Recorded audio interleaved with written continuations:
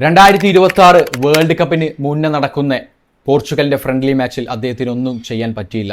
June 11 നടന്ന നൈജീരിയുമായിട്ടുള്ള മത്സരത്തിൽ 3 ചാൻസുകൾ മിസ്സാക്കി കളഞ്ഞു. ഒരു ഓപ്പൺ ചാൻസ് കിട്ടി, അതും പുറത്തേക്ക് അടിച്ചു കളഞ്ഞു. നിരവധി ട്രോളുകളാണ് സോഷ്യൽ മീഡിയയിൽ അദ്ദേഹത്തെ കാത്തിരുന്നത്. അണ്ണ ഇറ്റ്സ് ഓവർ, 41 വയസ്സായില്ലേ, പുറത്തേക്ക് പോയിക്കൂടെ, വിരമിച്ചൂടെ. അർജന്റീന ഫാൻസ് അടക്കം അദ്ദേഹത്തിന്റെ ഏറ്റേഴ്സും ആർത്തു വിളിച്ചു സോഷ്യൽ മീഡിയയിൽ. ഇങ്ങനെ കളിയാക്കുന്നവരോട് എനിക്കൊന്നേ പറയാനുള്ളൂ, ഇത് ക്രിസ്ത്യാനോ റൊണാൾഡോയാണ്. ക്രിസ്ത്യാനോ റൊണാൾഡോയെ കുറിച്ച് പറയുകയാണെങ്കിൽ 1966 പോർച്ചുഗൽ ആദ്യമായിട്ട് വേൾഡ് കപ്പ് കളിക്കുന്നത്. അതിനുശേഷം 1986 കളിച്ചു, 2002 കളിച്ചു.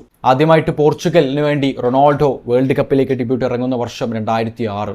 അതിനുശേഷം കൺസിസ്റ്റന്റ് ആയിട്ട് വേൾഡ് കപ്പ് പോർച്ചുഗൽ കളിച്ചുകൊണ്ടിരിക്കുകയാണ്. റൊണാൾഡോ വരുന്നതിന് മുമ്പ് 17 വേൾഡ് കപ്പുകൾ നടന്നു. അതിൽ 3 വേൾഡ് കപ്പുകൾ മാത്രമാണ് പോർച്ചുഗൽ കളിച്ചത്. റൊണാൾഡോ വന്നതിന് ശേഷം 6 വേൾഡ് കപ്പുകൾ നടന്നു. 6ലും പോർച്ചുഗൽ കളിച്ചു. അതേപോലെ തന്നെയാണ് യൂറോ കപ്പ് എടുത്തു നോക്കിക്കഴിഞ്ഞാലും റൊണാൾഡോയ്ക്ക് മുമ്പ് 11 യൂറോ കപ്പുകൾ നടന്നു. 3 യൂറോ കപ്പ് മാത്രമാണ് പോർച്ചുഗൽ കളിച്ചത്. റൊണാൾഡോയ്ക്ക് ശേഷം 6 യൂറോ കപ്പുകൾ നടക്കുന്നു. 6ലും പോർച്ചുഗൽ കളിക്കുന്നു. അതേപോലെ തന്നെ ട്രോഫിയിൽ നോക്കിക്കഴിഞ്ഞാൽ മേജറായിട്ടുള്ള ട്രോഫികളൊന്നും റൊണാൾഡോയ്ക്ക് മുമ്പ് പോർച്ചുഗൽ നേടിയിട്ടില്ല. റൊണാൾഡോ വന്നതിന് ശേഷം 3 മേജർ ഇന്റർനാഷണൽ ട്രോഫികൾ പോർച്ചുഗൽ നേടുന്നു. 2006 അദ്ദേഹത്തിൻ്റെ ആദ്യ വേൾഡ് കപ്പിൽ അദ്ദേഹം പോർച്ചുഗലിനെ സെമി ഫൈനൽ വരെ കളിപ്പിച്ചു. ഫ്രാൻസിനെതിരെ 1-0 സെമി ഫൈനലിൽ പോർച്ചുഗൽ തോറ്റത്. നിരവധി ഫൈനലുകൾ വേൾഡ് കപ്പിൽ കളിച്ചു, യൂറോ കപ്പിൽ കളിച്ചു, യുഎഫ നാഷണൽ ലീഗിൽ കളിച്ചു. ഈ ഒരു 3 ഇന്റർനാഷണൽ ട്രോഫി എടുത്തു കഴിഞ്ഞാലും റൊണാൾഡോയുടെ ഇമ്പാക്റ്റ് എന്ന് പറയുന്നത് വലുത് തന്നെയാണ്. 2016 യൂറോ കപ്പ് അടിച്ചപ്പോൾ 3 ഗോളും 2 അസിസ്റ്റുമാണ് പോർച്ചുഗലിന് വേണ്ടി റൊണാൾഡോ നേടിയത്. 2019 നാഷണൽ ലീഗ് എടുത്തു കഴിഞ്ഞാലും സ്വിറ്റ്സർലാൻഡിന് വേണ്ടി നേടിയ ഹാട്രിക് നമ്മൾ മറക്കില്ല. ആ ഒരു ഫ്രീ കിക്ക് നമ്മൾ മറക്കില്ല.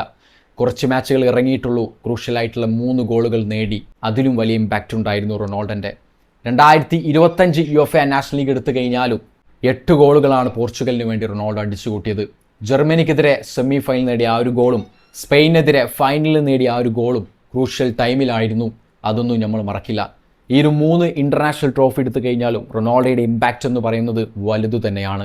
ഇപ്പോൾ 3 മേജർ ഇന്റർനാഷണൽ ട്രോഫികളുള്ള ഒരു ടീമാണ് പോർച്ചുഗൽ. അത്രയും താഴെത്തട്ടിലിരുന്ന പോർച്ചുഗലിനെ ഈ ഒരു ലെവലിൽ എത്തിച്ചിട്ടുണ്ടെങ്കിൽ, അധിക ഫാൻ ബേസ് ഒന്നും ഇല്ലാത്ത പോർച്ചുഗലിനെ വലിയ രീതിയിലുള്ള ഫാൻ ബേസിൽ എത്തിച്ചിട്ടുണ്ടെങ്കിൽ അത് ഒരേ ഒരു പേരിലാണ്, സാക്ഷാൽ ക്രിസ്ത്യാനോ റൊണാൾഡോ. ഇപ്പോൾ ഇതാ ഫുട്ബോൾ ഹിസ്റ്ററിയിൽ തന്നെ ഇന്റർനാഷണൽ ഗോൾ സ്കോറർമാരിൽ 1ാം സ്ഥാനത്ത് മറ്റാരുമല്ല, ക്രിസ്ത്യാനോ റൊണാൾഡോ. കളിയാക്കുന്നവരുടെ എനിക്കൊന്നേ പറയാനുള്ളൂ, മിണ്ടാതിരുന്ന് അണ്ണൻ്റെ ഹിസ്റ്ററിയിലേക്കൊന്ന് നോക്കിയാൽ മതി.